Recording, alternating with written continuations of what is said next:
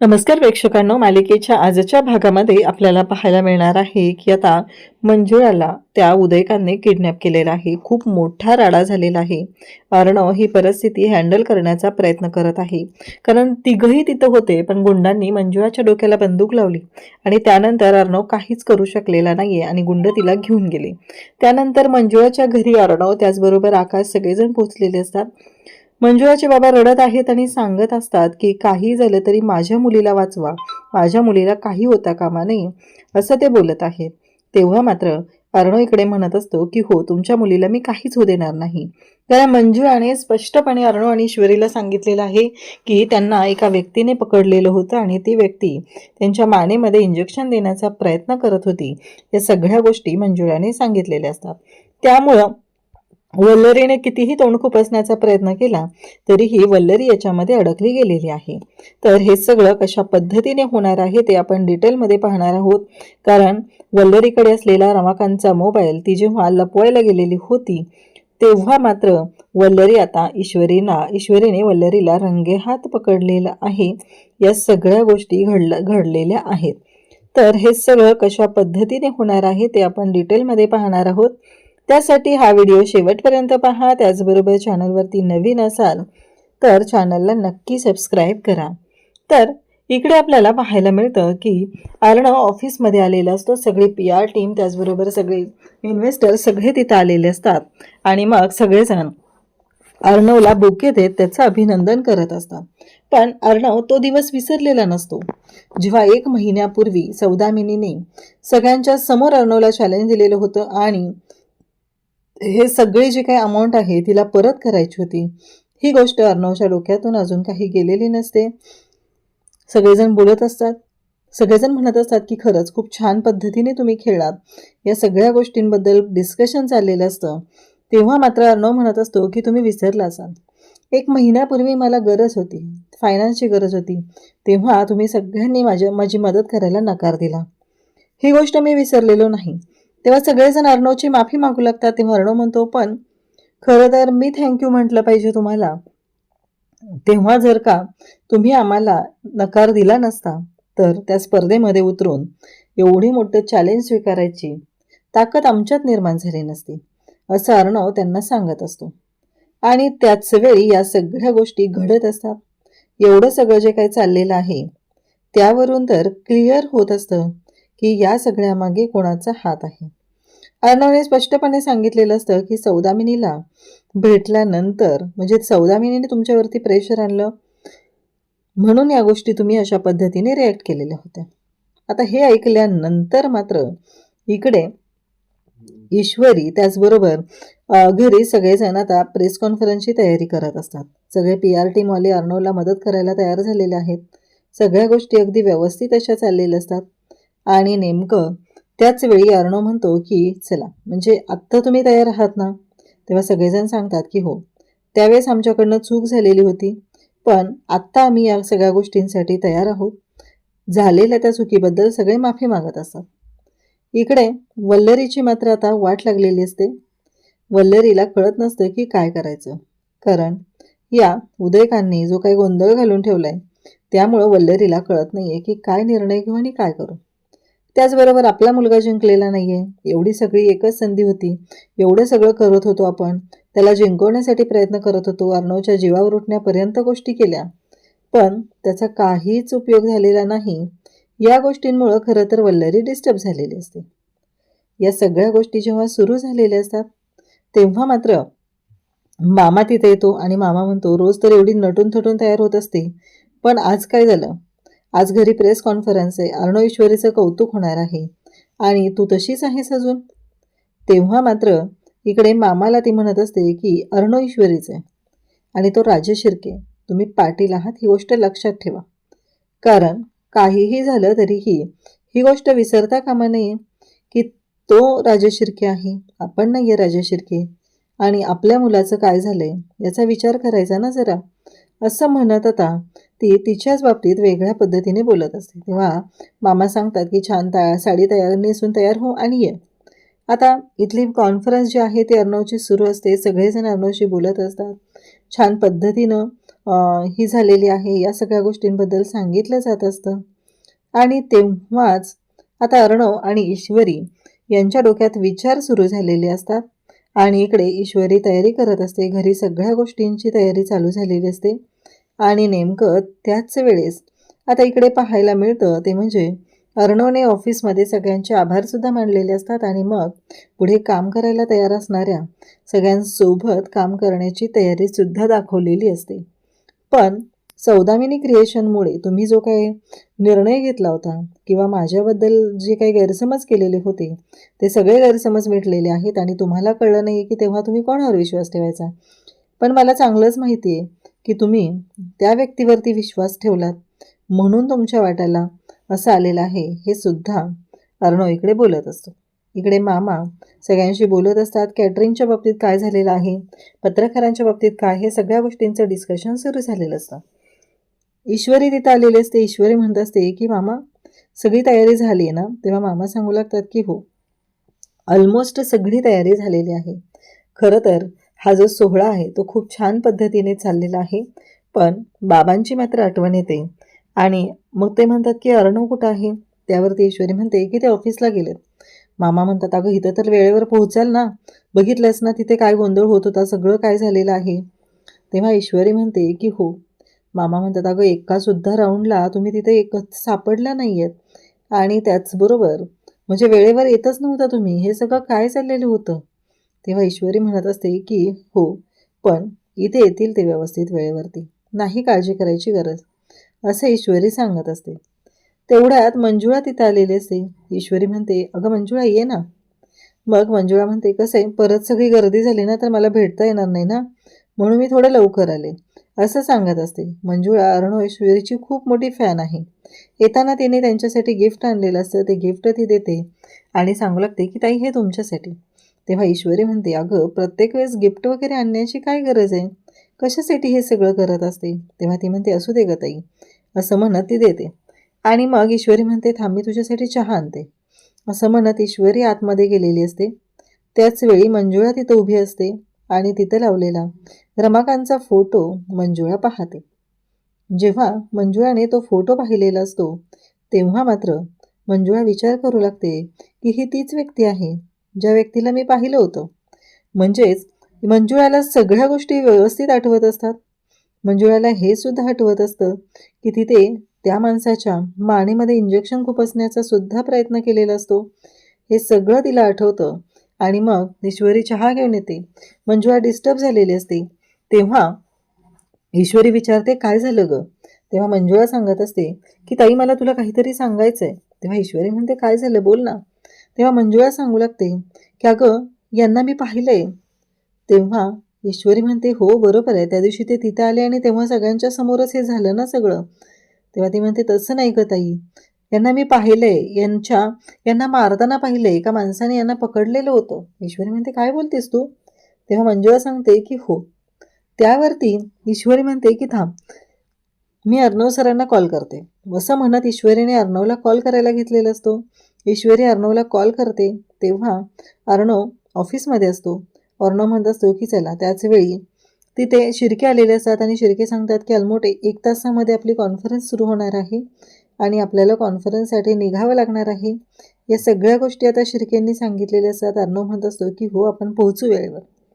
त्यावेळेस ईश्वरीचा फोन येतो. ईश्वरी म्हणते की अर्णव सर मंजुळा आली आहे आणि बाबांच्या मारेकऱ्याबद्दल तिला माहिती आहे, तिनं पाहिलेलं आहे, तुम्ही लवकर घरी या, आपण त्या बाबतीत तिच्याशी बोलूया.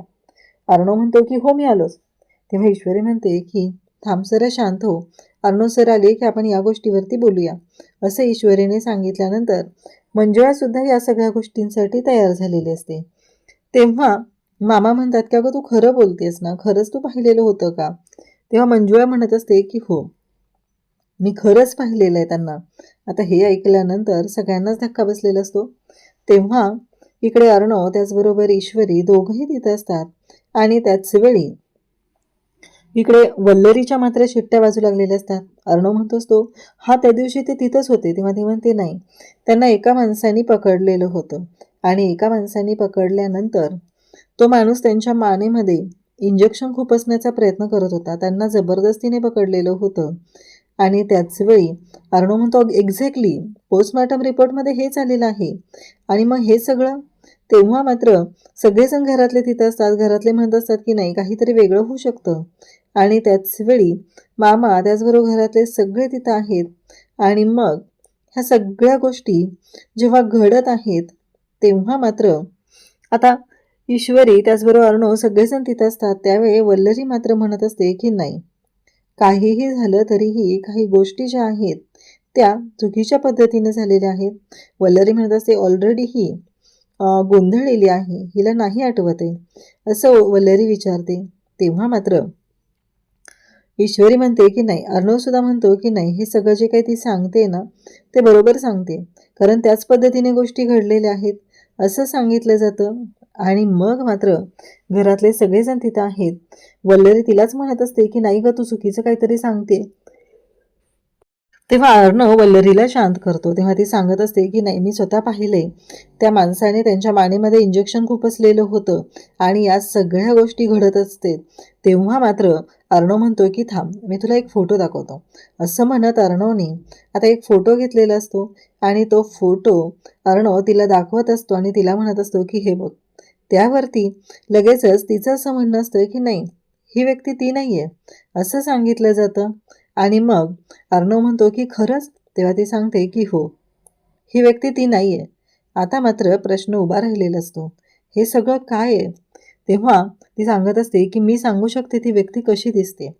आणि त्याच वेळी इकडे ईश्वरी त्याचबरोबर अर्णव म्हणतो की चालेल. ह्या सगळ्या गोष्टी जेव्हा घडत असतात तेव्हा मात्र अर्णव आणि ईश्वरी तेव्हा अर्णव म्हणतो की आपण पोलिसांकडे जाऊया, तिथे तू सगळे डिटेल सांग, त्यानंतर बघूया काय करायचं आहे ते. तर इकडे ईश्वरी म्हणते मी येते असं म्हणत आता ईश्वरी ही अर्णवसोबत निघालेली असते. पण तेव्हा मात्र अर्णव म्हणत असतो की नाही नको मी सिंदूर, मला असं वाटतंय की आम्ही जातो बघूया नंतर. आणि मग शिर्के त्याचबरोबर आकाश अर्णव हे सगळेजण जायला निघालेले असतात. मंजुळाने तयारी दाखवलेली असते. हुशारीने तिने या सगळ्या गोष्टींची तयारी दाखवलेली असते. हे सगळं करण्यासाठी ती तयार झालेली असते. आणि त्याचवेळी वल्लरीच्या मात्र इकडे शिट्ट्या वाजू लागलेल्या असतात. वल्लरी म्हणत असते की नाही हे सगळं जे काय तुम्ही बोलताय हे मला तरी काही खरं वाटत नाही आहे, कारण त्या मुलीवर विश्वास ठेवण्याची गरजच नाही आहे. तेव्हा मात्र त्यावेळेस ईश्वरी त्याचबरोबर घरातले सगळेजण तिथं असतात आणि ते म्हणत असतात की तिने जे काय सांगते हे खरं आहे, कारण तिने पाहिलेलं आहे. आता मात्र वल्लरीला धक्का बसलेला असतो. आता काय करायचं, कारण हे सगळं जर तिने सांगितलं तर अवघड आहे. फक्त वल्लरीला एकच गोष्ट लक्षात आलेली असते आणि ते म्हणजे या सगळ्यामध्ये तिचं नाव त्यात आलेलं नसतं आणि तिला या सगळ्या गोष्टींबद्दल ती यामध्ये अडकत नसते. फक्त अडकला जात असतो तो म्हणजे उदयकांत. आता मात्र तिला वाटत असतं की आता जर का उदयकांत सापडला तर उदयकांतने धमकी दिली, उदयकांत जर सापडला तर तो हिचं नाव सांगणार आणि वल्लरी यामध्ये अडकणार. उदयकांतकडे तिच्याबद्दलचे पुरावेही असू शकतात हे लक्षात आलेलं असतं. आणि तेव्हा मात्र वल्लरी रूममध्ये येते आणि विचार करू लागते. वल्लरी म्हणत असते की नाही काहीही झालं तरीही एक गोष्ट लक्षात ठेवायची आहे. आणि मग मात्र ती उदयकांतला फोन करते. उदयकांत दारू पित असतो. तेव्हा मात्र वल्लरी म्हणत असते की कळत नाही आहे का तुला अजूनही त्या दारूच्याच नसेल, तू दारूच ढोसत राहा. तेव्हा तो म्हणतो माझ्याबद्दल बोलायचं नाही आहे, मी काही तुझ्या पैशाची पित नाही आहे असं म्हणत तो वल्लरीला धमकावत असतो. वल्लरी म्हणत असते हो तू स्वतःच्या पैशाची पितोयस बरोबर आहे सगळं, मग तुला कळत नाही आहे का मूर्खा, मी आता एक गोष्ट सांगणार आहे, ते जर ऐकलीस ना तर तुझी सगळी दारू उतरेल, एवढं लक्षात ठेव असं सांगितलं जात असतं. आणि तेव्हा मात्र तो म्हणतो काय झालं. तेव्हा ती म्हणते तू काहीतरी गुन्हे करत असतो आणि तुझ्या लक्षातही येत नाही आहे की तू काय केलेलं आहेस असं म्हणत वल्लरी त्याला बोलत असते. त्याच वेळेस इकडे उदयकांत म्हणत असतो म्हणजे कशाबद्दल बोलायचं आहे तुला. तेव्हा ती सांगत असते की तू त्या रमाकांतला मारताना त्या मंजुळाने पाहिलंय आणि तिने येऊन अर्णव ईश्वरीला आता सगळं सांगितलंय. त्याचबरोबर आत्ता ती पोलीस स्टेशनला गेलेली आहे आणि आता तुझ्याबद्दल सगळ्या राडा तिथं होणार आहे. आणि त्याच वेळी हे सगळं जेव्हा घडत असतं तेव्हा मात्र इकडे उदयकांत म्हणतो की नाही आता नाही शांत राहणार नाही, आत्ताच्या आता तिला संपवून टाकतो. तेव्हा मात्र वल्लरी म्हणत असते की काय चाललंय तुझं हे सगळं. तेव्हा तो म्हणतो की मी करेल ना काय करायचंय ते. कारण एकतर मी त्या रमाकांतला मारून सगळे पुरावे नष्ट केले होते आपल्या दोघांच्या विरोधातले. आणि तरीही तुझं हे सगळं जे काय चाललेलं आहे ना, हे चुकीच्या पद्धतीनं चाललंय एवढं लक्षात ठेव. प्रत्येक वेळेस तू माझ्यावरती आरोप करून रिकामी होत असते. पण कधी विचार केलायस का हे सगळं मी कशासाठी केलंय, का केलेलं आहे? असं म्हणत तो बोलत असतो. पण वल्लरी म्हणत असते की एक गोष्ट लक्षात ठेव, आता मी तुझी कोणतीच मदत करणार नाहीये. कारण जे काही झालेलं आहे ते भरपूर झालेलं आहे. इथून पुढे मी तुझ्या मदतीला येणार नाही. आणि त्याचबरोबर ह्या सगळ्या गोष्टी ज्या आहेत त्या तुला मॅनेज करायच्या आहेत असं सांगितलं जातं. आणि त्याच वेळी इकडे तो म्हणत असतो म्हणजे तेव्हा ती म्हणते की संपला, तुझा माझा संबंध संपलेला आहे. तर इकडे आपल्याला पाहायला मिळतं ते म्हणजे आजी म्हणत असते की हे सगळं काय होऊन बसलंय, या सगळ्या गोष्टी अशा कशा झालेल्या आहेत. कारण एवढं रमाकांतच्या बाबतीत कोण वागू शकेल, रमाकांतला असं कोण करत असेल, असे प्रश्न पडलेले असतात. तेव्हा